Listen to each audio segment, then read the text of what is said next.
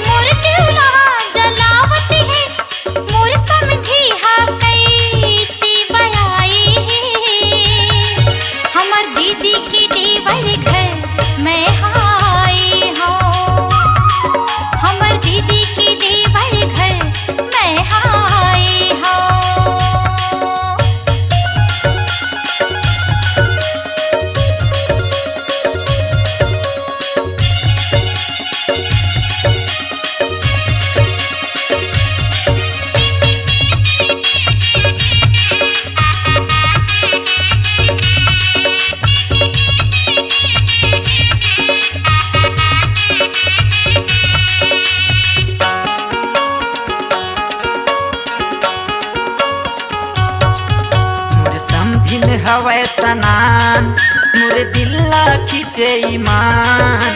मोर समधिन हवै सनान मोर दिल्ला खींचे ईमान। हंस के गोठिया तेरे मैं हो गे हूँ हैरान।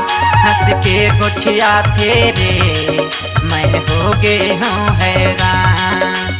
रात भर नींद नहीं आए हे। रात भर नींद नहीं आए हे। हमर भौजी के बहनी हाँ हमर घर आए हे। हमर भौजी के बहनी हाँ हमर घर आए हे।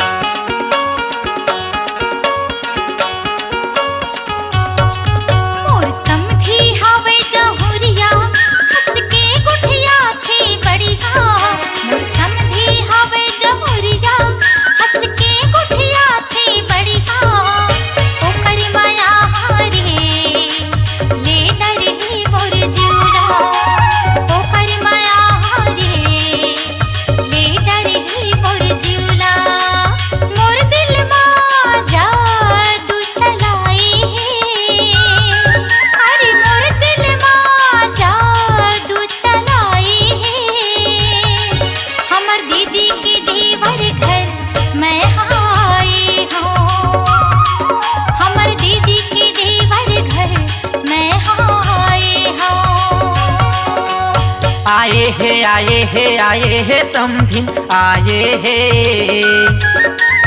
आई हो मैं आई हो। हमर भौजी के बहनी हाँ हमर घर आए हे। हमर दीदी के देवर घर मैं आए हो। देख के मुस्कावत है मोर जिला जलावत है। देख के दुरिहा जावत है